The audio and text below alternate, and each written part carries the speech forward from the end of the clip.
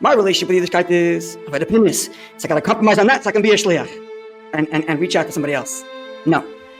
You are a Shliach because it's your job to take responsibility for Yiddishkeit. Right now your responsibility is to daven, then go daven. Now your responsibility is to fix that midah, go fix it. So it's the same avodah pnimis of the previous generations, but in the previous generation you're fixing it because I got to get closer to the Eibishter. And the only way to get closer to the Eibishter is if I fix this problem that I have. And now I'm fixing it because that's my shlichus. I'm Yossi Kamen. Welcome to Among Chassidim by Der Herr, an ongoing farbrengen about life as a chassid, our vibrant connection with the Rebbe, and inspired living shaped by the way he teaches us each and every day. This episode has been graciously sponsored by Mendel and Devora Treidel and family. Good afternoon, Rabbi Levi. How are you doing? Shalom Aleichem. We're doing very well, Baruch Hashem. How are you? Baruch Hashem, I'm doing well, and thank you for being here. You're welcome. Thank you for the opportunity, and I'm going to take the opportunity to thank you for all you do in the Deher. Myself, my family, and many in our community enjoy the Varmkeit that the Deher brings, so shekayach for your work, and thank you for having me on. Okay, you're welcome, and it's a schus, and I hope to be able to do more for a long time. So I think we should start off, and I want to ask you, you're a Shliach in Montreal, in the MTC. For those who are not familiar, you should be. Montreal Torah Center. It's a famous Chabad House. And you're in an existing Chabad House. Your father's the Shliach and your uncle. Maybe you can start off with describing a little bit about your Shlichus. Okay. So as you mentioned, my wife and I are Shluchim here in Montreal in a small municipality called Hampstead, and the Chabad House here is Montreal Torah Center, the MTC. Baruch Hashem, it's a high-functioning mosid with strong leadership.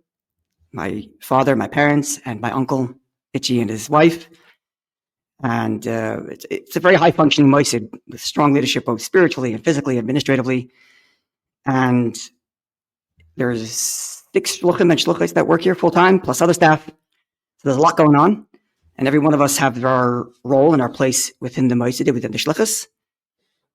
And I can share a little bit about my shlichus. So first of all, my wife and I do all the bar and bat mitzvah here. And then me specifically, I do a lot of shiurim, chavrusas. And along with that comes the larger hashpah work, farbrengens, and so on. And then there's a unique project that we have. We're actually coming on to the 10th anniversary of having launched this project called the L'chaim Project. And essentially, it's a platform by which members of our community, Makaravim, just Bali Tshuva, just general people in the community, to get involved in Mivtzoyim, to find a place where they can contribute to the community, to the work, and be part of the shlichus. So that's, I would say, probably the unique component of the shlichus that we have here in Hampstead. Okay. So I want to focus on one of the things you mentioned, a few of them, but this L'chaim, what's it called? L'chaim? The L'chaim Project. It's called L'chaim Project actually because it's named after my uncle who passed away 10 years ago. His 10th yard is coming up in Shvat. My father's brother, Chaim Olav Shalom, was not an official Shliach. He was a businessman, but his entire life was dedicated to the cause. He was the executive director of the yeshiva in Melbourne, which is a central Chabad institution that has all the schools and everything else that goes on there. He was executive secretary of that and involved in many other communal issues. So he kind of exemplified this idea of someone who's not officially a shliach. He's a baal bas, he's got a business and a successful business, but dedicated his life to the shlichus. So we named the whole project after him, L'chaim Project, where people can get involved. Just like he was a baal bas involved in shlichus, people in the community can get involved in shlichus. That's the idea. That's where it came from. Okay. So I've never been to MTC, but I've seen the spirit of MTC over the years, whether it's coming Shabbosim to the oil, often. And I've noticed that there's a whole group. It's not just a Chabad house that people come. There's people that are totally, their lives have been totally transformed by being part of MTC. And you see a guy 1 year, then 5 years later he has a full beard. That type of that type of thing. I've seen that with my own eyes. So it's very interesting to me that basically one of the important things that you're doing is to ensure that if someone is taking those steps, that I guess this is a fundamental part of being a chassid, is you yourself being involved in afatzas hayadus and afatzas hamayanis, and that's what you're trying to infuse into the mekaravim. So maybe you can focus a little bit on like what the reasoning behind this, why this is so important, and and obviously this is a big project that you're involved in. Yeah. So two things to say about what you just said, and then I'll back up and answer your question directly. So the first thing to be said is that that's one of the beauties of working in a high functioning moisef with 6 shluchim, and when it operates properly, you can service the full gamut of Jewish life. It's to just understand that Hampstead, the neighborhood we're in, is a square mile, and it's 90-something% Jewish. I think outside of Eretz Yisrael, maybe Kiryas Yisrael more. I think this is the highest, what's the word? Per capita densely populated number of Jews. It's like 90-something% Jewish. So, inevitably we're going to be servicing all kinds and all types. So, in fact, you come into Shul on Shabbos here, and you'll have people who, at least for now, are still driving on Shabbos, and others wearing hats, beards, because they just put them on, or for years. And we have Steinbach too. Like, mamash, have the full gamut of Jewish life that exists in MTC. And that's, Baruch Hashem, a testament to my father, my uncle, for building this moisef that can operate in that way. That's the first thing. The second thing, in terms of people's development as they deepen their connection with the Rebbe and Chassidus, and the role that this project plays, I think about it. You can think about it in this way. So the Rebbe made us into Chassidim. What did he do? Well, first of all, he taught us Chassidus. Okay, so you want to make Chassidim, go teach Chassidus. And the second thing the Rebbe did is the Rebbe empowered us to reach out to our fellow Jew, to do Mivtzoyim. It's not as if you're a chassid, and then you're gracious enough to share your chassidus with others via Mivtzoyim. But the Mivtzoyim itself, the hafatzah itself, is part and parcel of your identity as a chassid. So if you want to make chassidim, then you got to provide these things too. You have to teach chassidus, and you have to provide them with the opportunities and the empowerment to be able to go into Mivtzoyim. So that's the first two things I want to share. But if you want to back up a little bit more, and I'm not sure how broad we can go in terms of the philosophy behind the L'chaim project and what it does. Okay, look, I'll back up a bit, and you'll tell me how far back I should go and whether I'm going too far back. Yeah, so it starts from there. That's right.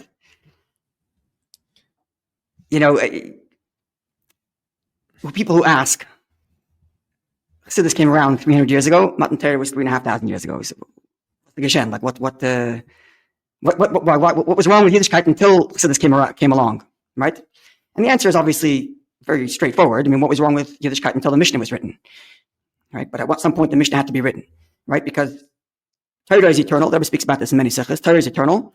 And at the same time, Torah is also new in the sense that Torah is constantly being adapted to language and to meet the needs of the generation that is living out that Torah, right? It's not just because, Nebuch, we're in a generation that's so downtrodden, we have to, dumb down Yiddishkeit. Nebuch, we have to write the Mishnah for people who are going to forget it because we no longer have a Sanhedrin, so we have to. But as Chassidus explains for us, that this is a progression towards Mashiach's coming. And as generations go, Torah itself goes through adaptations, not in its essence remains one truth, but in its language and its application, the adaptation happens generationally. In every generation, it's the job of the Rebbe of that generation to bring Torah and Eibishter to the generation in a language that addresses what they're dealing with and addresses the challenges and the opportunities that generation in particular faces. This is true of every generation, but in some generations, the shift is more radical than others, right? When you're going from Eretz Yisrael, where there's a Sanhedrin, and now you're going to be in the diaspora, that's a radical shift. So radical change has to be made. We're writing a Mishnah down, right? Right? And as time goes on, obviously, I'm not going to go through the whole history of Yiddishkeit, but you come down to the Baal Shem Tov's time, and they were facing their challenges, and the Baal Shem Tov is a radical new change. Yiddishkeit is taking on a whole new form. We're looking at Neshama, we're looking at Simcha, at all the various different things that the Baal Shem Tov brings to deal with the challenges that the Yiddishkeit is facing at the time. Of course, the Alter Rebbe is another shlav in the radical shift that happens in Yiddishkeit's language, Chabad, and so on and so forth. Now, like this in every generation, all the Rebbeim are dealing with this, looking at the generation, looking at what people are dealing with and what are the struggles, what are the opportunities, and providing them with the language and the tools to be able to meet those challenges and those opportunities. In a way, in the Rebbe generation, just the world at large is going through radical changes. We still are, as we watch technology evolve faster than we can possibly imagine, right? So the challenges that we're facing are radical. So the shift in focus and language also goes radical to meet those challenges. You could use one very mamash pashut dogma, a very simple sample. I think it's the first. If not, you'll tell me if I'm wrong, but I think it's one of the first things that the Rebbe did after accepting the Nesius was in the Sheikh Chabad, right? First in Eretz Yisrael, and then in America. I think it's Yud Aleph already, right? Yeah, I think so. That was a radical change in Torah and in Yiddishkeit, Yiddishkeit. Siddiq Rebbe, success of the Baal Shem Tov is sitting and having farbrengens for women. That's what Rebbe did, right? And creating these opportunities. Then you fast forward to, well, before we get there, right? The idea of women being involved in public life was a new thing in the world, and Rebbe created a platform to meet those challenges. And now you have women who are chassidim, who are public, who are doing the shlichus, and so on and so forth. Right? This is just one small sample of where Rebbe is meeting the challenges of the generation and radical steps bringing Yiddishkeit to women. This is just a funny thing.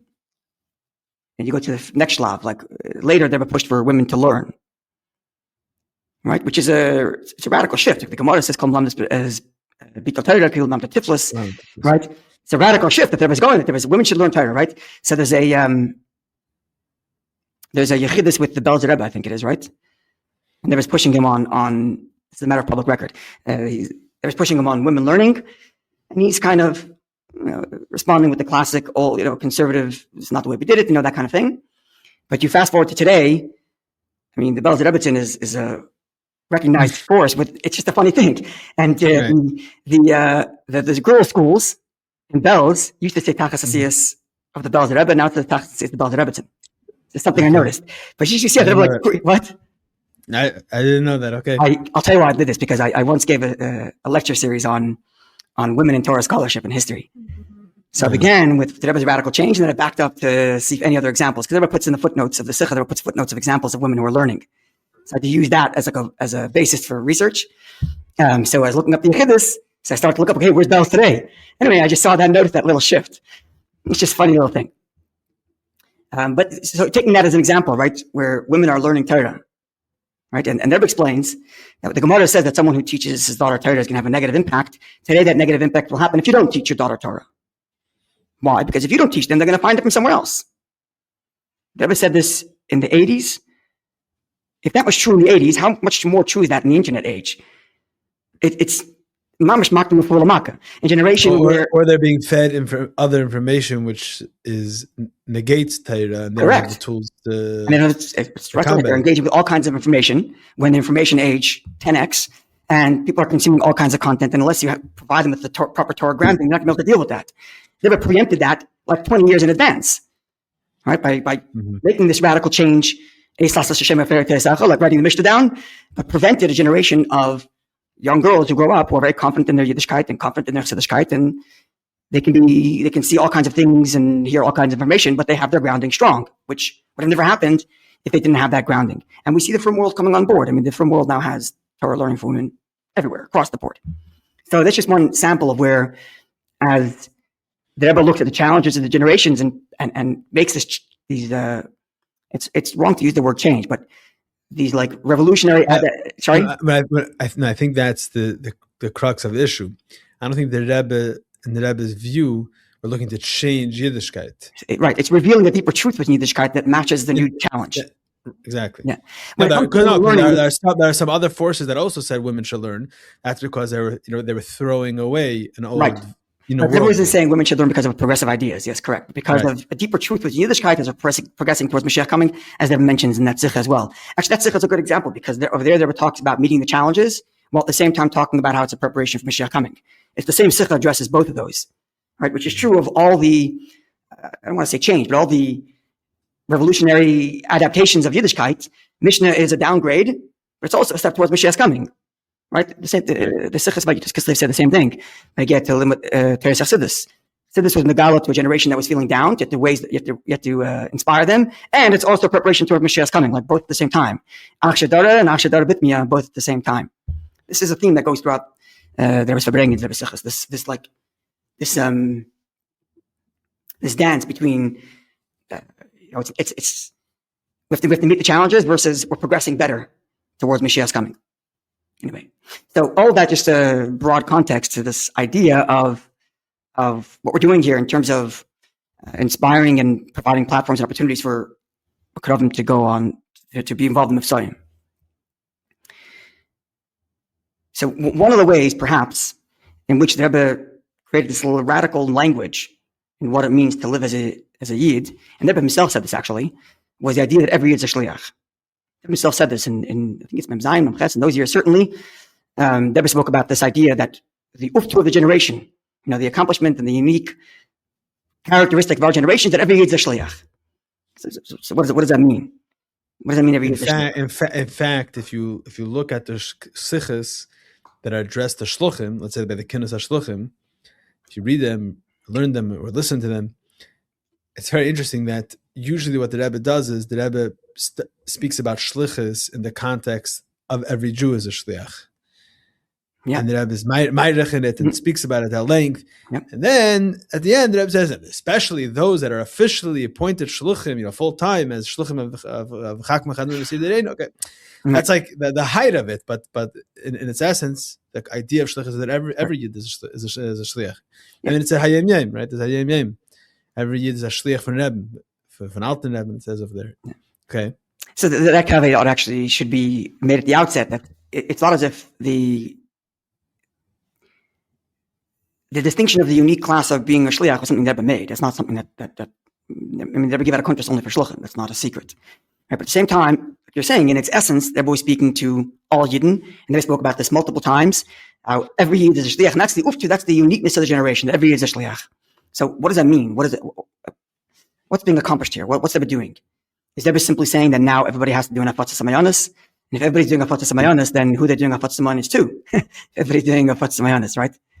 Stam, just on the sidebar, I heard from a good friend of mine of art, when Rebbe says that every Yid is a mashpia, which is a similar sort of thing. Like when it comes to Hakel, certainly Rebbe talks about how every Yid is a mashpia, right? Right? Today's language, talk about meeting the language of the generation. Everybody's an influencer. Everybody's a mashpia. Rebbe said this before the influencer generation. Rebbe said every Yid is an influencer. They've already mocked him for Lamaka in the very same regard. So these are one of the futuristic things that the Rebbe spoke about that now we actually understand. That's correct. Rebbe said every Yid is a mashpia. Direct quote, right? Yeah. Translate mashpia in English. That's an influencer. That's a direct translation. You can go on and on and on about things that the Rebbe spoke about that we're only understanding now. I don't want to detract you, but I'll just throw it in there. I was watching the Sikha of Chanukah Live, Tafshin Nun Beis, and the Rebbe spoke about the satellite. Staka. So, no, the second Sikha. The first Sikha is about Shahak. Yeah, but Staka, exactly. The second Sikha, the Rebbe goes on a whole long arichas that through the satellite we're connecting. The Rebbe mentions Calcutta. We're connected with Calcutta. And the Rebbe says in one instant, you can have tzedakah through the satellite. You can have the tzedakah and the bank in Calcutta could write, your bank here could right away give a wire in the bank in Calcutta. And then the Rebbe goes further and says that not only that, but you can have, if you have the Rebbe use a klate, like a grocery store in Calcutta, through the technology right away, you can get the food in that grocery store to someone in Calcutta within seconds, within minutes. Yeah. So I remember when I watched this the first time, I don't know, 15 years ago, I was like, oh, the Rebbe was talking about not only the satellite, the Rebbe was probably talking about the internet. And now all of a sudden with AI, I was like, no, the Rebbe was talking about AI. Like that, now it all makes sense. Right. Even the internet, like, Amazon Prime, like what does it mean exactly? Yeah. But the AI in 1 second you can do. So it's like one of those other, like you're saying, a mashpia, okay, influencer. So go ahead. Yeah. So, just on my part, I was sharing before. A friend of mine tells me, when Rebbe says everybody's a mashpia, so you can have two reactions. Either everybody's a mashpia, so now I got to go be mashpia on everybody, or everybody's a mashpia, so I go to everybody and say, teach me, because everybody's a mashpia, right? So everybody has something to offer. Yeah. Now, both are definitely true. It's just an interesting way to think about it. So what's the Rebbe, perhaps what the Rebbe is trying to achieve with this idea that everybody's a shliach? I think that beyond the idea of reaching out to another Jew, the Rebbe is really teaching us how to think about Yiddishkeit, how to think about our own Yiddishkeit. Until this language of everybody being a shliach, the way you thought about Yiddishkeit is like this. I'm a person. I'm a imperfect human. And the Eibishter is absolute perfection. And the Eibishter in his great kindness provided us a Torah where an imperfect little human can connect to him. And therefore, I have to do Torah mitzvahs help me connect to him. Well, even if it's Dira B'Tachtonim, even if it's about making a home for Hashem in this world, these are opportunities by which I can become a shutef, partner with Hashem and become closer to Hashem. And in that sense, avodah pnimis of Chabad is a central component. This is the ultimate way of getting closer to Hashem. The ultimate Dira B'Tachtonim, right, is within the person himself. That's what the Rebbe writes in Tanya, and the Rebbe speaks about this quite a bit. A lot of the Rebbe says in Tanya, when you get to Simcha, when the person is blinded about Atos Hashem, that is Dira B'Tachtonim in his own mind, right? It's in the person himself, bringing godliness into his life. So he looks inside and says, okay, here's not perfect, I got to fix that so I could bring God Hashem there. This is not perfect, fix that so I could bring Hashem there, right? But what happens is, in that model, Yiddishkeit is the mashpia, Torah is the mashpia, and I'm the makabel, I'm the recipient. I'm on the receiving end of Yiddishkeit. Right? If you want to make that simply, a person goes to shul because shul is inspiring, it's going to inspire me. That's how people show up. That's the idea. You go to Farbrengen because the Farbrengen is going to be inspiring, and I'm getting inspired. You show up to Yom Tov. Yom Tov is inspiring. It raises me up, and I'm going to go receive from Yom Tov. You're a makabel of Yiddishkeit, and every part of Yiddishkeit contributes to something else that you are and that you become. And Rebbe said that every the Shliach ever changing it around. Says, no, hold on a second. You are responsible for Yiddishkeit. You're the giver of Yiddishkeit. You're the bestower of Yiddishkeit. Not the recipient of it. You're the bestower of it. So you come to Yom Tov, the question is not, how does Yom Tov inspire me? The question is, okay, so how can I make Yom Tov better for those around me, even if it's for myself? But it's the shlichus that I have to make Yiddishkeit, to make Rosh Hashanah the best Rosh Hashanah possible. Right? So it's not that, everybody talks about where avodah pnimis exists in Der Shvi. So I think perhaps it's not that Hafotza somehow is, we have to compromise a little bit on the avodah pnimis because we have to do Hafotza. I don't think that's the word. I think it's mistaken thinking. That separates me being a shliach from my relationship with Yiddishkeit. My relationship with Yiddishkeit is avodah pnimis. So I got to compromise on that so I can be a shliach and reach out to somebody else. No. You are a shliach because it's your job to take responsibility for Yiddishkeit. Right now your responsibility is to daven, then go daven. Now your responsibility is to fix that midah, go fix it. So it's the same of the pnimis of the previous generations, but in the previous generation you're fixing it because I got to get closer to the Eibishter. And the only way to get closer to the Eibishter is if I fix this problem that I have. And now I'm fixing it because that's my shlichus. So in the previous generation, it was all about a personal, let's use the modern words, journey. And in Der Shvi, it's all about a cause. That's correct. It's your responsibility. That's right. And that's what being a shliach means. That's correct. It just, L'mashal, in Tanya, the Rebbe writes that when the Rebbe describes a tzaddik, tomorrow's Tanya is nowadays Tanya, right? When a tzaddik serves the Eibishter because this is what the Eibishter's mission is. But says out there, but you pipe down. Don't do that. You do it because you do it because you're thirsty for God and you want to be connected. That's a true and honest desire that you might have, and work with that. The tzaddik's on a level where his own desire to get close to Hashem is not really relevant. What's relevant is Hashem's mission. And Rebbe took that and made that for everybody. Everybody's serving the Eibishter because this is the Eibishter's mission. You're a shliach. Your job is mission. I think it's Kenneth Beis. The Rebbe spoke about becoming a shliach before even doing the shlichus. Becoming a shliach as a crucial, even more important stage in some ways than even doing the shlichus. Because the first thing is to accept that you've been enlisted, to accept that you have a responsibility for Yiddishkeit. What your responsibility is going to be, find out. Talk to your mashpia, speak to your friends, and find out exactly which way you're going to take responsibility for Yiddishkeit. Whether it's going to be supporting, or your Mivtzoyim here, or becoming a shliach somewhere actually, or taking care of your family. What's the difference? These are all your responsibilities as a shliach. right? But the first step is you got to become a shliach. You have to accept that role, right? So the essence really of this whole project we did here is to inculcate that thinking that when Yom Tov comes, it's not just, okay, the rabbi going to bring well, is the rabbi going to give a good sermon, but no, there's someone in the community who's responsible for distributing, divvying up the streets. Everybody's going to go to Lulav and Esrog and make sure you get your streets, make sure you get your neighbors. And now it's a part of Yom Tov. Part of Yom Tov is, how are you going to contribute to the Yom Tov, not just be a recipient of it? Right? Because that's really what the Rebbe did for us. Right? It's like as Lubavitch, we feel uncomfortable if we don't there's another Yid there, we're not offering to put on film. We feel that responsibility, right? That's what it means to be shliach, to feel that responsibility. Yeah. We actually had a interview with your father in the Deher recently. Mm-hmm. He was talking about himself. It was about Mivtzoyim Tefillin, and he's talking about even himself as a shliach. He had, I was there. How he the story he mentions the story, right? Oh, you were there when he mentions the story that it was in Eretz Yisrael. He was coming to visit my brother and I, and we were both in yeshiva in Eretz Yisrael at the time. And you were with Chayalim, right? Yeah, we were walking around somewhere and bumped into Chayalim. And they asked, but it was soldiers, right? And someone asked you, "You're a Lubavitcher, so let's put on tefillin," and your father didn't have them. Yeah, and that was the rock bottom. So thanks to those Chayalim, I can't tell you how many hundreds of you didn't put on tefillin, because my father carries a tefillin wherever he goes. My uncle Itchy carries a tefillin wherever he goes, and it trickles down to the whole moisid. I can't go anywhere without my tefillin. What does this mean? I can't. How do I not? So I go wherever I go. I have my tefillin. Among Chassidim is brought to you by Chassidische Der Herr. We live in a chaotic world, a world where for us Chassidim, as a seinu, lei ra'inu, we do not have the ability to hear and see the Rebbe on a daily basis. Yet we know that the Rebbe is very much with us, and the Chassidus Chabad is alive and thriving more than ever before. One needs to only tap into it.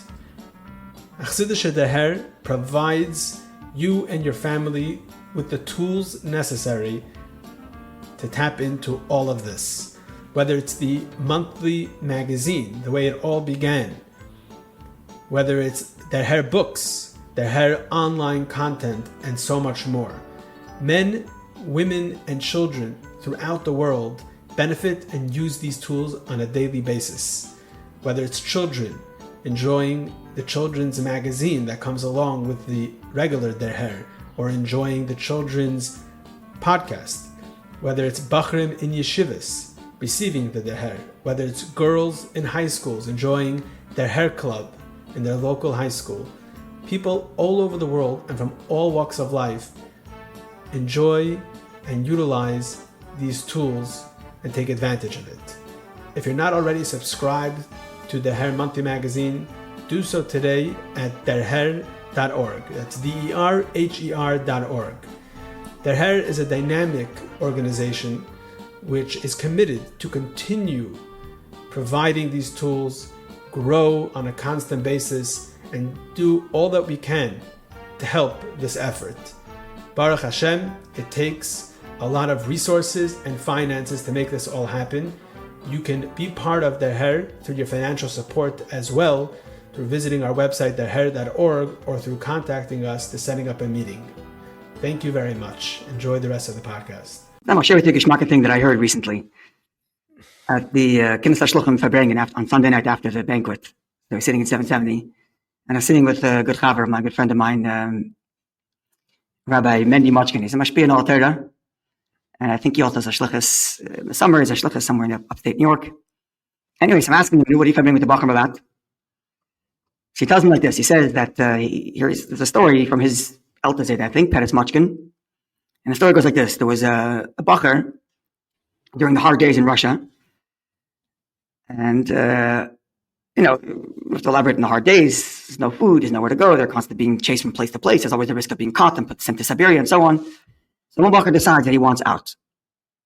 And he said he's going to the communist university.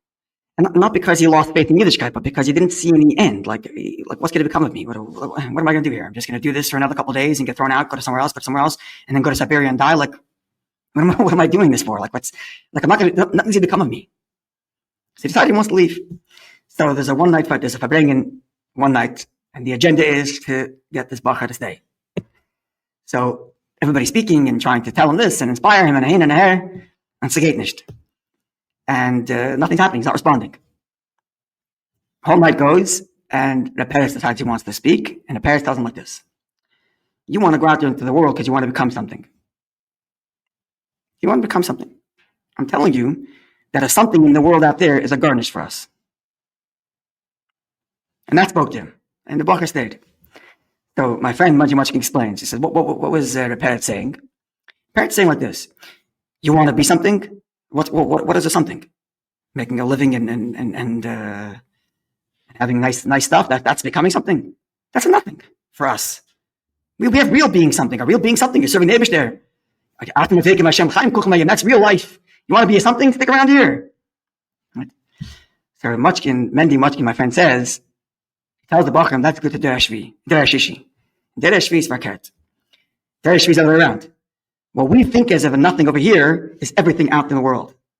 So what we, in Lubavitch and the Yeshiva, we think, okay, not the best learner, not the best davener, okay, so, but when he go out there in the world and he takes responsibility for Yiddishkeit, he's everything. Mm. He's everything. A garnish by uns is by they out. Not was by they is a garnish is by uns. By they is out and by uns garnished. All the way around. It's a very tip of word. It's a very deep word. That in there's a word from the Frierdiker Rebbe that a chassid every now and again should think about what he would look like without Tanya and what it would look like now that he's learned Tanya, which is applicable to chassidus b'chlal and his connection to the Rebbe b'frat. A person thinks about what would you be if you didn't have the Rebbe third, and what do you look like now? Because we sometimes take for granted things that just exist in our culture, exist in our milieu, and you just pick up by osmosis, and we take them for granted because they exist. You don't realize that what you're thinking is a nothing is what the whole world's starving for. The whole world is starving for what you have here. Taking responsibility for something meaningful, the whole world's looking for that. Right? You want to get into the skull of it. Right? Our generation is the generation of Malchus, the sphere of Malchus. Yeah. The sphere of Malchus, the sphere of Malchus is left in Megam Klum. It doesn't have anything of its own. So this is based on what the Rebbe says, that each Rebbe that's correct. is a different sphere. That's right. And our generation is Malchus. So what's the nature of Malchus? In the Benefesh Adam, right? In the person's experience, is the ability, the desire and the ability to project. Communication, to speak. So what you're going to project, that comes next, right? Less than Magam Baklum. It doesn't have anything of its own. It just wants to be heard. It wants to project. It wants to share. What you're going to share, okay, so you'll share your Chachma, you'll share your Bina, you'll share your Chesed, and so on and so forth. It's just this desire to want to share. If there's ever a generation where the idea of I want to be heard is what people want, it's our generation. Everybody has to be heard. What they're going to say, we'll find out after. But everybody wants to be heard, right? And they were preempted that by decades in advance. So of course you need to be heard because you're responsible for Yiddishkeit. And if you don't do it, Yiddishkeit doesn't exist. There was a Shliach here who came to Montreal to fundraise. He's a local boy, so he came back to visit. So he's speaking in Shal Shadas in MTC. And he's a Shliach out in Russia somewhere, some small little town. There's a lot to say about how he verbringed and the bittul with which he verbringed. It was very beautiful. Anyway, so he says that one of his first years being there, him and his wife were discussing whether they should have services for, I don't know, Tisha B'Av, whatever. So on the one hand, he's like, the services for Tisha B'Av, who's coming for Tisha B'Av services? It's just going to be me. Maybe one other guy. What am I make myself crazy for? But he decided he's doing it. Why? Because if he doesn't do Tisha B'Av, in that city, it doesn't exist. It doesn't exist. And I took that very it's true for everybody. You're responsible for the Yiddishkeit in your own personal life, in your family life, in your community around you. And if you don't do it, it doesn't exist. No such thing as someone else is going to do it. What someone else is going to do, they're going to do. But what you're going to do, it doesn't exist unless you do it. So you are the Shliach, the only Shliach in this regard, and you have to take responsibility for it. It's the ultimate truth, which is like the antidote to the ultimate sheker of our generation, where everybody thinks they're self-important and everybody has to be self-expressed. The ultimate antidote to that is, yes, you have to be self-expressed, because unless you take responsibility for the Yiddishkeit in your Dal Damas, nobody is. There's the famous Sikha, Chav Cheshvan, Tavshem Memhei, the famous Fabrengen, where the Rebbe explains at length that, the the Rebbe speaks about that the whole concept is the Rebbe Rashab's Yemeladas Chav Chesed. The Rebbe speaks about the whole concept that Temchet Mimim is Neiris Lahayer. So the Lamtenshnik, the lamplighters, and what the Rebbe says there is that in the times of the Rebbe Rashab, this was specifically and only for those that were the Tmimim that learned in Lubavitch. And if you think about it, who were you talked about Russia before, Mesiris Nefesh, Peretz Machkin. All of these figures, they all learned in Lubavitch. These were the selected group of people that held up Yiddishkeit. Then the Rebbe explains in that Sikha that in this generation, it changed, and now every single person, whether they learned in Temchet Mimim or not, are now have that obligation to be the Neiris Lahayer. And I mean, it's such a foundational concept, and this is basically what you're saying. And it's interesting the way you're framing it, that of course the Rebbe is saying that because this is the generation where everyone has a podcast and everyone is it's all about. I guess I discussed this with one of the other guests, and then towards the beginning of when we started this, that there's a certain self-absorption that people have today. Everything's about the I and how do I feel, and I guess that's the reality that people are doing this, whether it's a good thing or not. But that's the reality. So how we, like you said, the Mishnah, was it a good thing? It was needed. Obviously, it's a good thing because it's more Torah, right? So now we are able to take this.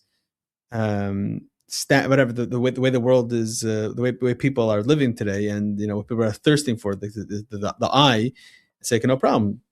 We have a hoshlichus for you.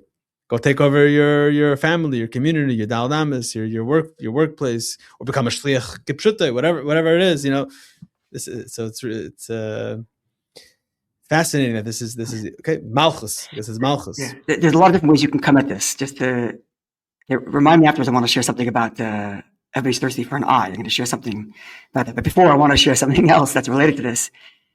For example, you have Achtas Hashem is a sugya of Chassidus, right? So the sugya of Chassidus to understand what that means, Hashem's oneness. It's also a sugya of Avodah. So what does Achtas Hashem and Avodah look like? It means that as much as you can, whatever you're doing is L'Shem Shemayim, is to serve the Eibishter. It's Achtas Hashem, right? Otherwise, there's a plurality. Here I'm serving God, and here I'm serving my hunger, and here I'm serving my desire for money, and here I'm serving my desire for attention. I've got multiple gods going on, right? Instead of one. But Achtas Hashem means, and whatever I'm doing, it's all for the Eibishter, right? It's very difficult to get mamish everything. Everything is all Achtas Hashem. When I'm feeding my children is also like. And sometimes feeding my children is taking off my time from learning. What's going on now? But when you're a shliach, there's only one question. What does the Eibishter need from you now? That's the question. So now the Eibishter needs for you to take care of your kids, then that's your shlichus. It's the same Achtas Hashem. Now the Eibishter needs you to daven, then that's your shlichus. There's another year you're responsible for it, then that's your shlichus. Whatever you're doing, you're always a shliach. It's the ultimate Achtas Hashem. It's the ultimate oneness in your entire reality, right? There's a Fabrengen, I don't remember when, the Fabrengen that speaks about sleeping. The Rambam writes, when a person sleeps, if he sleeps with the kavanah, that he has to have energy tomorrow to serve the Eibishter, then it's also part of the service of Hashem, right? The Rebbe says it's like 2 steps. It's like, this is like a necessary evil to get to the point that I really want to get to. But what I really want to get to is serving Hashem the Eibishter tomorrow. It would be much more geschmack, says the Rebbe, if in the moment of the sleeping itself, you have serving the Eibishter. So this is what the Rebbe explains all the time, the difference between doing something with Shem Shamayim. That's a lower level. Then everything in Hashem is a much higher level, right? So sleep is the hardest one. Because you're not conscious, not aware. You're not aware. So how do you get it there? How is it da'ehu? Yeah, exactly. So the Rebbe says like this. And he doesn't fear ois the nimshal, just gives the marshal. He says, you imagine a soldier. So a soldier is at his post.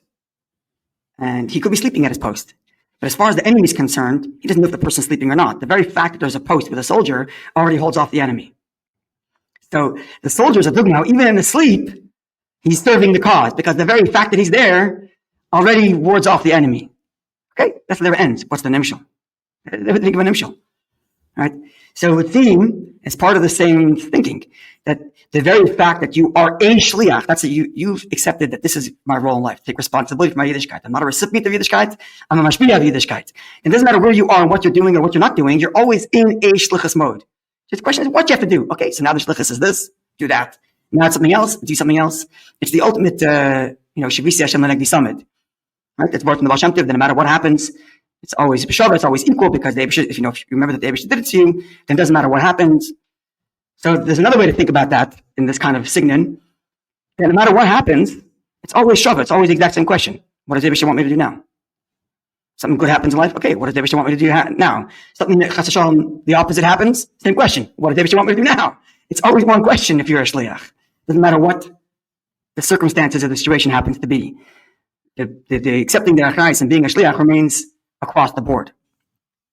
I just want to throw in there that while we're talking about how every Yid is a shliach, but if you think about the philosophy behind it, the way you're so eloquently explaining it, now we can understand the chiddush of the Rebbe with actually making official shluchim, taking regular people and saying your whole being, including your job, including your home, including your family, including where you live, every single part of you is in order to fill the shlichus.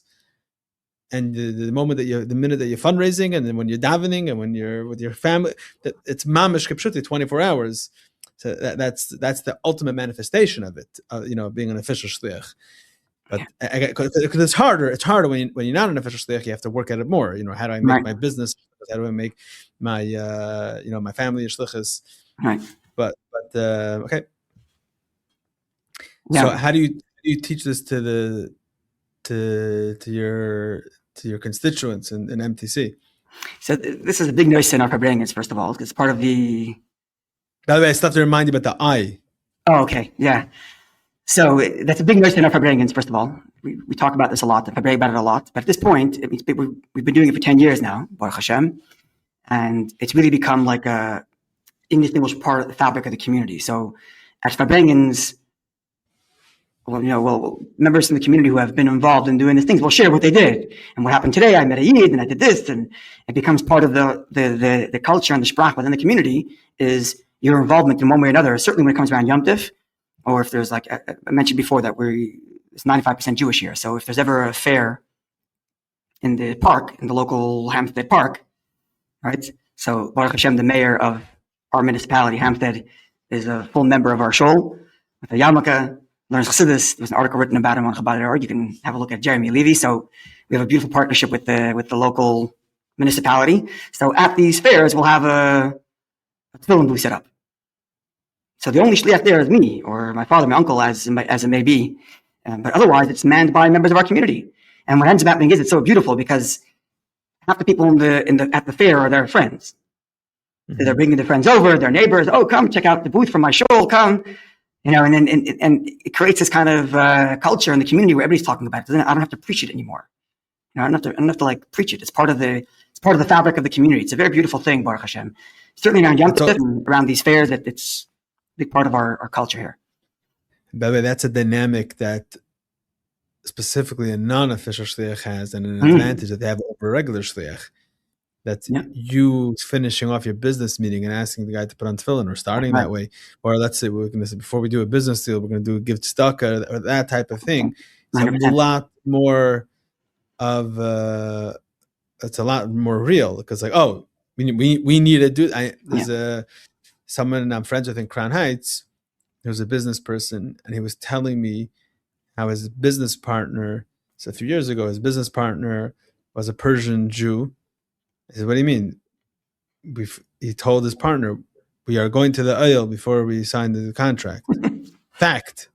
Okay. And now it became an occurrence that happens again and again. Okay, when we have to go to the oil, it's not, shliach telling come to the, it's like, oh, we're doing business. This is how we do business. We got to go to the oil first. Yeah. So it's a much deeper effect. It all has to do with the confidence. The way this young man said it, this is the fact. You say it with confidence, the gate. There's a sikha in Aleph Beis Gimel Dal, one of those four halakim, the Rebbe like gives like almost like a checklist of how you do Mivtzoyim. And one of the things that it says there is that if right, if you speak from the heart, it's going to reach the person you're talking to. And if it doesn't reach the other person you're talking to, then the problem's not in him. The problem is you. You didn't mean it for real. So say a capital Tehillim, says the Rebbe there. Not that he should listen to you, but that you should mean it, and then he'll go. Okay, so I was teaching this the sikha we're learning it with a couple of Baal Tshuva Bachrim here, and one of the Bachrim tells me he's a student at Concordia here, and there's like 2 Jews in his class that he knows, and after this sikha, he felt like, he's tried before, it didn't really work. They were always, acting becking. He says, okay, you know what? Sing the Kapitel Tehillim. He says the Kapitel Tehillim, and the guy takes his coat off and he puts on tefillin. This is what he tells me. So I got inspired by that. And so I said, okay, I'm going to do that. Someone tells me no, or from the, lacking a little confidence in asking, and given the circumstances, I'm not sure what the person's going to say. I'll say Kapitel Tehillim first. And I did that. And what ends up happening is that while you're saying the Tehillim, you end up like thinking to yourself, this is my own little experience. He's like, what am I doing here? And who do I represent? This is not the little lady you asked someone to put on tefillin. This is a Shliach. This is a Shliach of Nesiderenu, a Shliach of the Rebbe, right? This is my responsibility here. The Rebbe sent me to put on tefillin with the Yid. I'm going to ask him like this, Shai, fact, we're putting on tefillin, roll up your sleeve, let's do it. So the next time it happened was I went to someone in the hospital. It was a very, very bad situation. The Gashmi Baruch was in a very, very dire situation. And he's a self-proclaimed agnostic. So every time I asked him to put on tefillin, he would kind of like push me off. I taught his kid bar mitzvah, so he would come sometimes with his son. I would try to put on tefillin with him. Nisht. He did put on tefillin at his son bar mitzvah, that yes. Anyway, so he's in the hospital because of whatever's going on. So I go to visit him, and he has to put on tefillin today. Agnostic, he has to put on tefillin today. There's no two ways about it. I get there and I tell him, I say, okay, you gotta put on tefillin today. No, Rabbi, you know already, I'm an agnostic. If I put it on, I'd be lying. And I don't want to be a liar. So his sister's sitting there, and his sister says, no, 1 second. You like the rabbi, right? You want to make the rabbi feel good. So put on tefillin for the rabbi. That wouldn't be a lie. You're doing it for the rabbi because you like him. Right. And I said, no, that's not going to work for me. I said, listen, you have a neshama and you care about Yiddishkeit. And you made your son bar mitzvah because you care about Yiddishkeit. Tefillin is a Yiddishkeit thing. You want tefillin. Says, Rabbi, you're right. Rolls the sleeve up, and we put on tefillin with him. It was a very emotional scene. His mother walked in the middle. She was crying. I was crying. He was crying. We said Madani, explain what Madani is. Anyway, so just this idea that the confidence, remember who you are and what you are, that you are a Shliach, right? Before doing the Shliach, is being a Shliach. And you have that confidence, the whole world is open for you, and everybody's waiting for you. Everybody's waiting for you. Everybody's waiting for you to take your responsibility and play your role. Mm-hmm. Okay. So it's interesting because it's not only, it's also the same concept of a shlichus as you, but also wherever you are. Mm-hmm. It's the same idea. So, for example, the Rebbe told many people that you mentioned the hospital, that were in a hospital, let's say for their own medical needs. Michael Raskin. I want to say his name, yeah.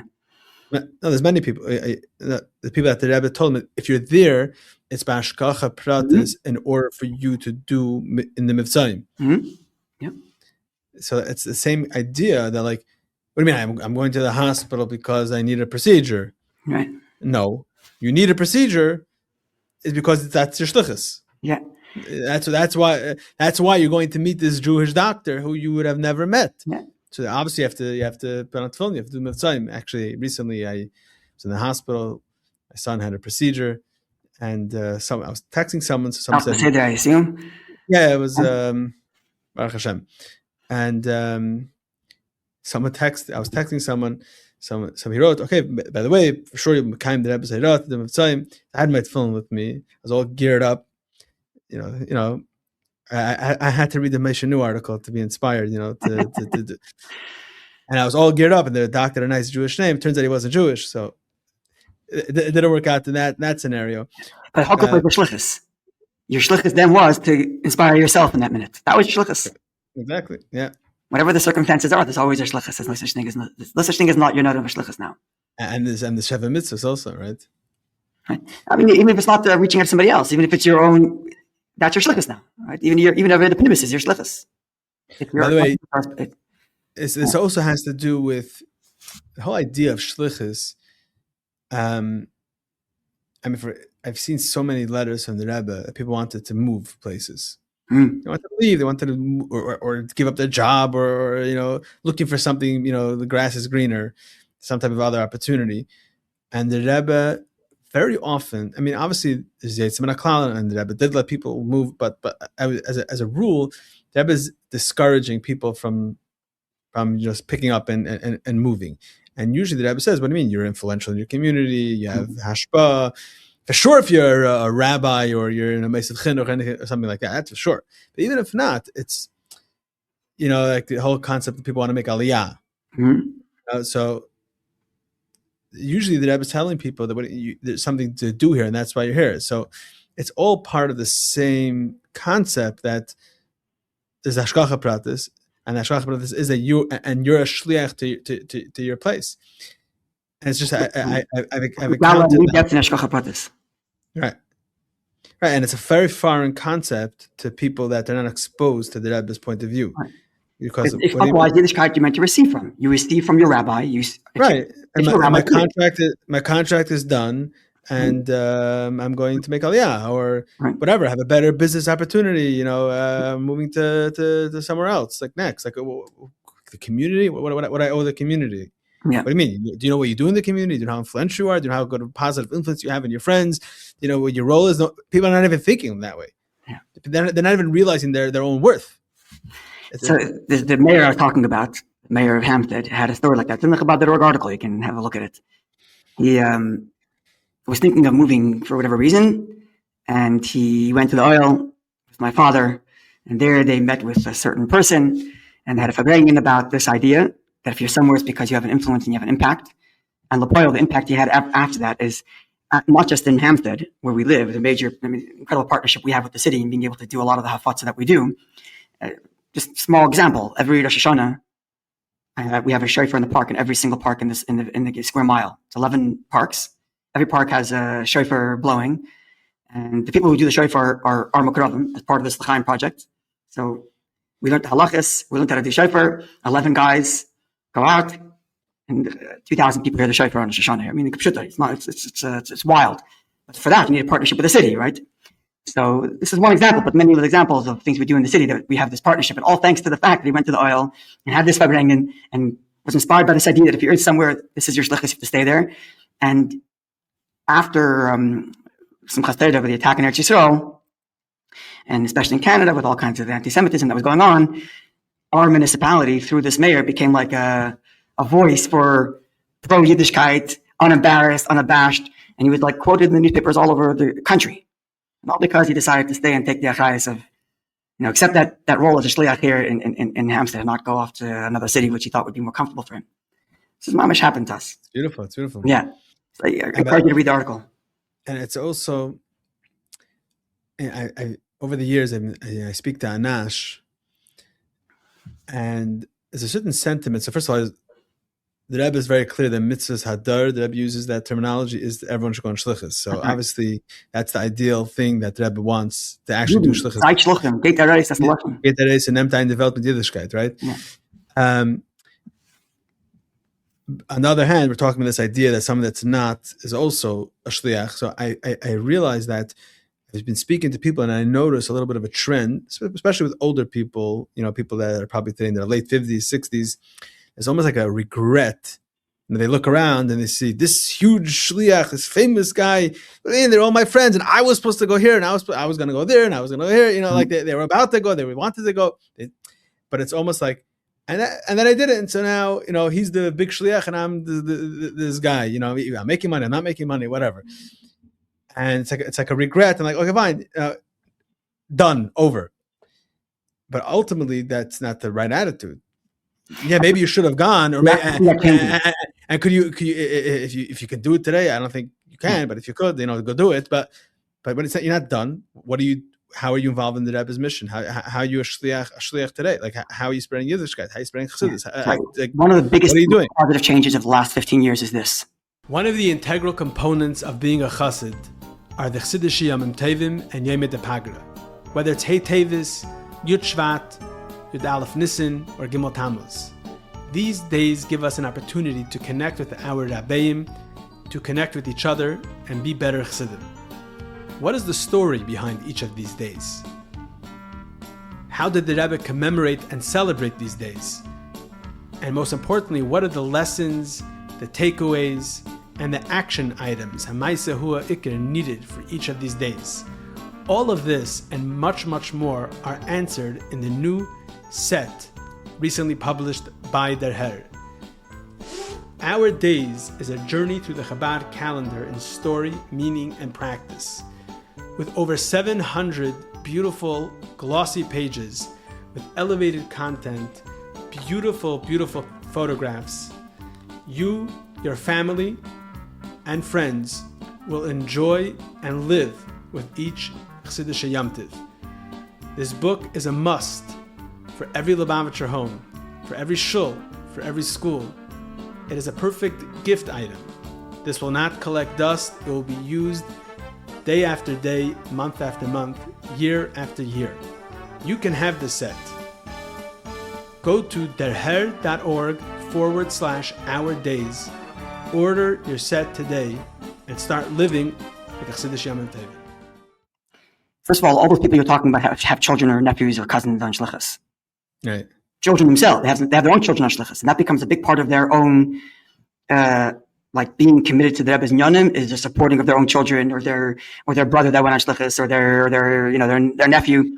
It's a big part of being a Lubavitcher today, even no matter where you're living, and if you're not technically on shlichus, and especially specifically Crown Heights, which spends its time hosting shluchim and their mukaravim 10 times a year. Yeah, it's like every other Shabbos. It's not normal. It's actually crazy. It's literally the Hachnosas Archim capital of the world. Like, hands down, it's not even a shaila. Your shlime can boast until tomorrow. Doesn't have anything on Crown Heights. No, seriously.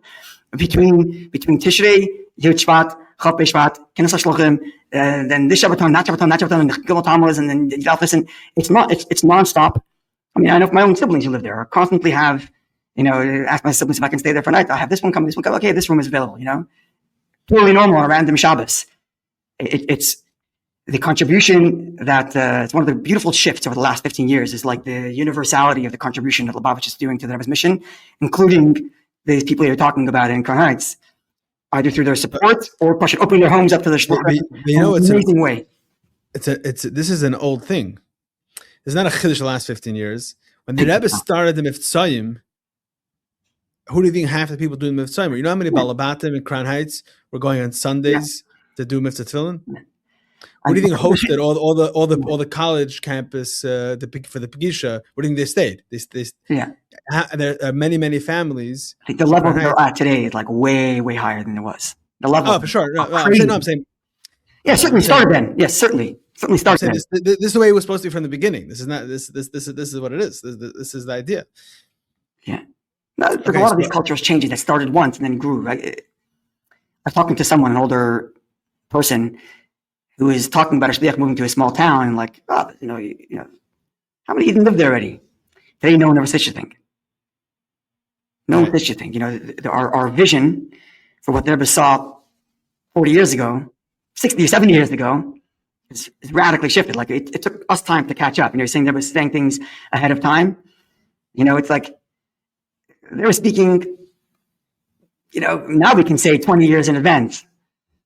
We're trying to catch up and trying to see how broad the vision is, and how big it is, and how really it's all encompassing. Really, he means it when he says everybody's needed. He really means it. He really means when he says that everybody has to contribute. He wasn't joking. He wasn't trying to make you feel good about yourself. He meant that he actually needs it. That's really what's needed to happen now. Everybody has to be a shliach. It wasn't just making you feel good because you don't have a badge at the kinnos. That wasn't the point. He really meant it. Everybody has to be a shliach. Anyway. Okay, so obviously the way you underappreciate all of this, I think, is, you have to be plugged into the Rebbe in order to appreciate this and understand this. And that's going to happen through learning Torah, learning Chassidus, learning the Rebbe Sichos, which maybe I should focus a little bit on that a little bit, because I know a lot of what you do in MTC is mamish teaching. I think that's like, and you said that already, but that's a huge part of what you're doing. So how does the limud Torah and the limud Chassidus, like, how do you see that affecting people's minds? And I'm assuming your own. You might be learning more now than in yeshiva, because you actually have to understand it, because you have to be able to teach it to someone else. Yeah, my father has the college boy rule that if you want to demonstrate to yourself, if you actually understand what you're learning, is if you can explain it to an intelligent college student, then you know you understood it. I don't know how intelligent the college students are today. No. I mean, you want to talk to an educated person, and educated person who has no background in Yiddishkeit, and you can explain to that person, then you know you understood it. Set the to, which is not a side thing, just the importance of finding language that talks to you, and learning Chassidus in such an open that it actually talks to you. Right? Rabbi Simon Jacobson shares a story. He said it I didn't hear from him directly. I heard it in one of these classes he was giving. And when he was a chayzer, at the same time, he was also teaching Tanya in Beis Shivka in Crown Heights. And I guess as a result, he had access to the Rebbe in a way that maybe some others didn't. So he asked the Rebbe if he can translate Kikarev Elecha Davar Moed, the word Karev, in the front in the Daf Hashar of Tanya, which is usually translated as close or near. He wanted to know if he can translate it as relevant. And if I remember the story correctly, if you ever speak to him, you can ask him directly. The Rebbe made a check on the word. It's relevant. Relevant. So now, Lavar Heitev, to explain very well, Eichu Karev Moed, how it is exceedingly relevant. Serve Hashem with your mind and heart. It's a small change, but it changes everything. Right? So, like when I'm teaching, it's like, okay, so the Alter said that everybody has a nefesh lekis, nefesh bahamas. Do you feel like you have two people inside you? If you don't, then you didn't understand what Tanya said. Because it's talking about you. It's not a theoretical thing about people who have, about some mythical creature who has two nefashis. No, you have two nefashis. So unless you understand how that applies to what you're feeling and thinking, then you're not reading it correctly, right? Tanya's yechidus. So unless he's talking to some issue that you have, then we're not learning it correctly. So just push it to find language that actually talks to you in the way not language as in English versus Yiddish. It could be in any language you want. Language in the sense of the way the message is received and the way the message is communicated in such a way that it actually is relevant to what you're living with and what you're dealing with, right? So having said that, and I have to give full credit to Bereisha Bereshena as my father's my teacher for before I went to yeshiva I was learning. So this is my father. So it's really my first primary teacher, and specifically in this regard, to be able to find language that is relevant, not hide behind the mimer's language to say that you understood it. You repeat back the word, hide behind the word. Sorry. I want to throw in mixes shvach of the fun of, but I happened to bump into you Sunday morning of the Kinnis HaShluchim, or maybe it's Friday morning of Kinnis HaShluchim this year in 770, and we ended up learning a mimer together. Oh, that's right. I did on Shabbos, but I didn't see you anyway. Yeah. Shafti B'Shalom. You were looking for me to continue. Shafti B'Shalom, and I was actually very amazed how you learn a mimer. That first of all, you translated every word, and you made sure that not just people like rattle off like a concept, and they like you're saying hide behind the mimer's words. You're explaining it in the same thing that it said in the mimer without actually understanding what that word what it's saying to you. I saw this. I never watched or attended your shiurim, but I saw in learning with you that you embody this. Yeah, it's definitely something I learned from my father for sure. Try to do as best I can, but even when I learn myself, in my own mind, I try to translate everything into English. In the language I speak, that's how I speak, right? I speak and think in English. Okay, so then translate it into that language so that you can actually understand what you're saying. And in that regard, learning with somebody else compels you to do that because, again, you can't hide behind the words. The person needs to understand what you're saying. So you have to actually use words that the person understands, right? So it kind of compels you to dig deeper and make sure you're understanding it more correctly and more properly so that you can communicate it in such a way. And certainly preparation is key. Again, something I learned from my father, who told me that if you don't prepare for your shiurim, it means you're not respecting your crowd. They came and took off time to listen to you, then the least you can do is prepare to say something that's meaningful to them, right? So, which means you have to push up learn on your own. sit and learn, right? And then beyond that, I mean, everybody has to throw around word a lot, every chassid has to X. Everybody likes to throw that word out. But as I state in the holy books, everybody has to have a kviyas of learning chassidus, right? Being a shliach or being a balabas doesn't exempt you from that. Being a busy father doesn't exempt you. That's nafshe. Yeah, just learn. No, but not to prepare for the shir. Not to prepare for shir, correct. Learn because you have a seder limud chassidus. A seder of limud chassidus. You learn the same way. Learn the same way, where you're translating the words to English and to yourself, and making sure you're understanding what you're saying. But everybody, if a seder limud, that's a daita d'nafshe, that's relevant. Using that word is relevant to you. And even if you don't use it in a shir, it ends up contributing. I think it was to Rabbi Baruch Shem Tov in Detroit. Rebbe told him, correct me if I'm wrong, but it's from memory. Rebbe told him before he went on Shliach that he should learn a few more sugis and nigla chassidus, right? I'm not familiar. You have to ask by his grandkids. They'll know better for sure. But I'm quite sure that Rebbe told him something to the effect of, as a preparation for Shlichus, he should learn more chassidus and nigla. First of all, you have more to say, you'll know more. And then Rebbe said something to the effect of, divrei lamdin niskablin yoser. I think that was the lashon, something along those lines, which means if you yourself are a person that's quote unquote a lamdin, which means you're involved in the world of learning and you're absorbing Torah, then whatever you're teaching, even if you're not teaching that which you learned, but what you're teaching gets heard better because you're not just a person who's, regurgitating something you read that morning. You're a person that's a person living in chassidus and living in Torah, living in, and when you say it comes out. Rebbe, I think it's from the Rebbe Rashab. A lamdim is nicht der was learned. Yeah, it's not a lamdim is not someone that knows how to learn, someone that learns. Yeah, correct. That's right, and it definitely has its impact in all regards. That when you're communicating with people, your own learning comes through, even without trying, even without specifically teaching that thing. But it comes through because it becomes part of who you are, right? That's the idea. And that's part of the shlichus, right? That's part of the shlichus. Is to what do you see in the people that are learning, that you're learning with? How do you see it affecting them? Right. So changing them. Yeah, there's definitely times when you can see, as you're learning with someone, like they slowly start to, like their eyes start to slowly open up and they start to think different. You can see the wheels turning. You have to pause what you're saying because the wheels are turning. And if you talk more, they're not even hearing what you're saying because they're still trying to process something so radical and so different to what they have thought previously. I'll give you an example. Okay, so I'll use the example of the eye that we've mentioned before. Right. So it's this new modern moda. Everybody has to love themselves. It's a thing nowadays. Sure, people like you and me are not aware of this, but it exists out in the world. Present company excluded, but it exists. This thing exists out there in the world. People are very busy with loving themselves. And okay, so what does that mean? And how does Torah respond to that? Yeah. So Torah says, right? Love your fellow as you love yourself. So Torah assumes you love yourself. Yeah, that's part of the line that this school of thought likes to say, that exactly. you can't love anyone else if you don't love yourself. Okay. So I don't know how many Perushim were written about loving yourself since that pasuk was written. Usually, avas atzma is a negative thing when it's talked about. Exactly. Isn't that funny? So loving yourself, and the truth is, again, present company excluded, but when people that exist in the ether are very busy loving themselves, it's very difficult to get love from them because there's like a compromise that has to be made. And that's part of the whole shitta. You're taking care of the whole world, so you got to compromise a little bit and love your fellow so you can love yourself a little bit more.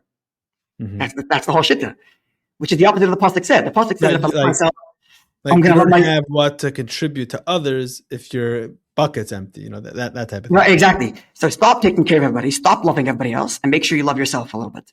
Right, mm-hmm. which is like the opposite of the pasuk. The pasuk is love your fellow just like you love yourself. Which means somehow the love of myself is supposed to be an extension and bleed into loving the other, when in reality it seems, at least the way it's projected today, that it's a contradiction, loving myself versus loving somebody else. One's gonna have to give. Right? Mm-hmm. Anyway, so I was thinking about this, and the truth is that if you look in Tanya and Peklam Beis, right, the Rebbe talks about Avas Yisrael. Peklam Beis, which is a standalone perek, really, right? In theory, you can skip from Lamed Aleph to Lamed Gimel, and in Madura Kama of Tanya, it actually does. It was added. It was added after. And by the way, I also noticed in the new Tanya Hashalim, that almost all the Pirushim in that perek is only from the Rebbe. It's incredible. It's mamish incredible. Usually it's like the Rebbe and other Rebbe. In that perek, it's like only the Rebbe. Like, and how many times did the Rebbe mention this perek? I was having a conversation with somebody about the Rebbe's Mavteiches. The Rebbe has Mavteiches Tanya, but how the Rebbe qualifies that perek also. It's Achdos. It's very interesting. Anyway, meaning Perek Base is under the Achdos entry in the Mafteach, as opposed to Ava. Okay. It's interesting. Like that all there is beauty in Perek Base. That's what it is. That's right. Perek Base comes to Achdos Yisrael, not to Avos Yisrael. But that's anyway. So Perek Base comes in the heels of Lamed Aleph. Right? You're saying Achdos, not Achdos. Entry Achdos. Perek Base. Well, Achdos Hashem is there too, actually, in the same entry. In Achdos, it lists all the various different forms of Achdos, including Perek Base, amongst you. Anyway, if I remember correctly, someone will correct me if I'm wrong.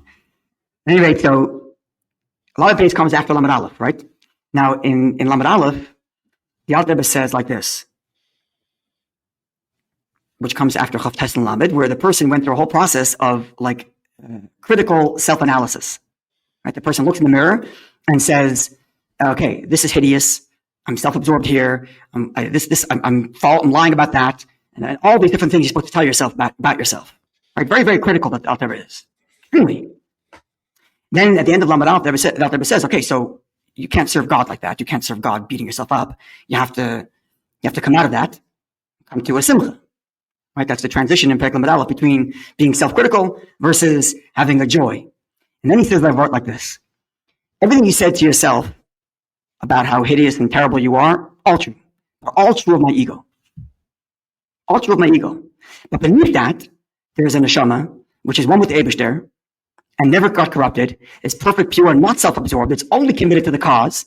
And I'm going to make my mission to express that. And from there, he goes to Perek Base. Now, if what you're focused on is that pure neshama, then you can love everybody else because everybody else also has a neshama. So, love your fellow as you love yourself. Question is, which self are you loving? If you're loving the egotistical self, yes, that's going to be a contradiction to love your fellow. You're not going to be able to do it. And there might not be so much to love. There might be some flaws. Sorry? There might be some negative things that you don't really love. Not everything that you possess is lovable. Yeah, there's a lot to deal with, right? That was the last few chapters. But now understand that the love yourself is not the ego. It's not take care of yourself, love yourself. It's love yourself because you have a perfect, pure neshama that's on a mission from the Eibishter. And if that's what you're loving, then you see that everybody else. It's not a contradiction anymore. Right? So this is like just an example. Just recently we had a shir like this. And, at the beginning when I'm kind of half jokingly, half seriously describing what it means to love yourself, everybody's smirking because they all know what that's like. And then you say something like, oh, and the person who's busy loving themselves, they're very hard to hang out with because they don't have a lot of time to love you back. And you can see them smirking because everybody knows, everybody knows someone like that. And then when you introduce this idea that who's the true you? Who is the real you that you're accentuating here? If the you you're accentuating is self-advancement, then of course everybody in life is going to be in competition with you. It's going to be miserable because you're constantly trying to compete with everybody else that's also trying to advance themselves. But the moment you start to realize the real you is the part of you that never got corrupted, right? Then everything becomes beautiful because every is like that, right? Or like, you start to see people's eyes open up and they, this is a small example. Like, it's not just a shift in obviously soul, it's a shift of like, okay, what do I think of myself in the world? Who am I in this world? And what's my objective here? What am I doing? Just self-advancement, get more stuff, make a bigger house. Like, where's the goal? Where am I going? What am I doing? Who am I? Right? So these are small things that we take for granted as Lubavitchers because we grew up learning Chassidus, but they're monumental shifts in people's thinking when they introduce them to each other for the first time. I had that experience. Another example that I had learning with someone. I learn every Thursday night with a few people. I basically learn Likutei Sichos Chelik Aleph through Daled, depending. I actually read it in Yiddish. Yeah, I read it in Yiddish and I translate it. Doesn't happen every Thursday night, but it's consistent over many years. It happens, often. I read it and translate.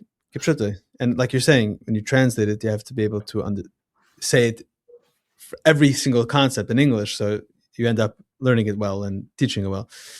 So one of the people I once had a conversation, like, what would you think about like tzedakah, like contributing?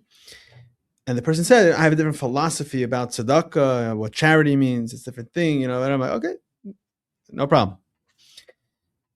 I left it where it was. Then one Thursday night, we're learning a sikha about, the Rebbe starts speaking about tzedakah. It's a famous sikha. The Rebbe says that tzedakah, the word, is not translated properly in English. It's translated as charity. And that's the wrong translation, because it's not charity, it's righteousness. It's the right thing to do. Tzedakah means tzedek. It's the right thing to do. And therefore, why is it the right thing to do? Because if you look at the world, and the Eibush is here and you're there, and it's you made the money, therefore it's your money, and therefore why would I part with my money, give it to somebody else? Okay, so obviously tzedakah doesn't really make sense unless you're particularly generous or you like doing this. But if you know what tzedakah actually means, and that all comes from the Eibush, and you're the gizbar, the one that Hashem is entrusting to hold the money in order to give it to tzedakah, and then it's tzedek, that's the right thing to do. I said, remember that moment where that same person that I had that conversation with, that told me has a different philosophy about charity, which I didn't even attempt to change his philosophy. When he learned it in Chassidus, learned it from the Rebbe, I saw like the light bulbs go off, like in his mind, like, oh my gosh, like I never thought about that. Like that's crazy. Like, and that's how like you can see radical shifts in people's mindset, pasha from Limud Torah. And I'll share a great story in that regard. Sorry, go ahead. No, I'm saying, but this is we're talking about, we're picking on the guy that doesn't know so much, because because they're taking more seriously maybe, but it's also for you not to take for granted. When you compare it to someone who doesn't have what you have, you start to see what you have. Right, but so I'm saying the same thing for us. All these things that you talked about earlier, I mean, there's a Shliach and everything, and many other concepts. You need to constantly pump yourself up with. Take a pittel tillim. Remind yourself. No, and I'm saying with learning. Yeah. And in that sense, yeah. What do you think you get? What do you think you get this from? Yeah, you get this from learning Torah and learning Chassidus, learning the Rebbe's Torah. I'm saying this is how your mind's going to be shaped. And if you can't rely on what you did 10 years ago, because you probably didn't understand 10 years ago. What were you saying? You had an example. So just first, but it's not just that you didn't understand 10 years ago, but you're a different person 10 years ago. Right. And if you're talking about Chassidus being relevant, what was relevant to you 10 years ago is not necessarily relevant to you now, right? Just from the stories of the Rebbe and Yechidus, you can kind of see that, where like problems that a 13-year-old have, they were took with the same seriousness as the Prime Minister of Israel coming with his problems, because in this kid's world, that's a real thing, right? So whatever's relevant to that person at that time, that's what they have to learn for. So you're 10 years advanced in your life, so you have. The relevancy is 10 years more advanced than it was then. So you have to learn it again to talk to who you are now today. Anyway, the example I was going to give you about tzedakah, a real world example of this, and it links back to that idea of being a shliach, is so my father's father, is a businessman. Isn't a card carrying Lubavitcher per se. He doesn't wear a ben tam, his clean shaven beard. Whatever, I'm not going to get the whole story now, his connection to Lubavitch and how it all happened, but the bottom line is that he married a Lubavitch woman and he was involved in Lubavitch ever since then. So he was the secretary of the yeshiva, the executive secretary of the yeshiva from its inception till he retired. And my uncle Chaim Alav Shalom, we mentioned before, he took over from my grandfather's position. Now, in his capacity as the secretary, he ended up giving exorbitant amounts of tzedakah to the school. In Melbourne. And not always, or most times not, a campaign where his name was going to go onto the billboard. It was more, and I'm going to tell you that my grandfather told me these stories. Rabbi Groner would call him up and say, Max, payroll is coming next week and we're short 40,000. Dutifully, my grandfather would write a check, give it to him, and that was the end of it. A couple months later, the same thing happens. Max, we're coming up to the payroll, we're short 20. My grandfather was telling me the stories. When I was on Shliach in Melbourne there, he's telling me these stories. And he's telling you all these different stories about circumstances that happened and why someone messed up. And because that person messed up, they were short of payroll. Now you have to pay for it. And at the end of this whole thing, I'm like, Zayda, I don't understand. Like, just give away money like that? Like, my height, like what's going on? So he told me something. He said it so nonchalantly. And I don't even think he'll remember even having said it. 10 minutes later, he probably forgot he said it. It was so mamish casual. He said to me, he's like, Levi, I don't understand something. So because I'm not talented enough to be a teacher, therefore I get to be rich. Like, what are you talking about? Not that like Max knew he's a rich guy. He's very smart and very clever, did a lot of good business. And in his graciousness, he decides he's going to bequeath some of his hard-earned money to the yeshiva because he thinks the yeshiva is a good cause. That's not what he said. It's like, oh, like since when am I supposed to have the money more than somebody else? It was like such a pashtas. Like it's one of those like moments that I hope to, never forget that, because it doesn't matter what. Okay, so for him it was money, and for somebody else it's something else. But it's the same both of being a shliach. It's what you are and what you have is not the yours, your ego. These are my things. No, you're a shliach.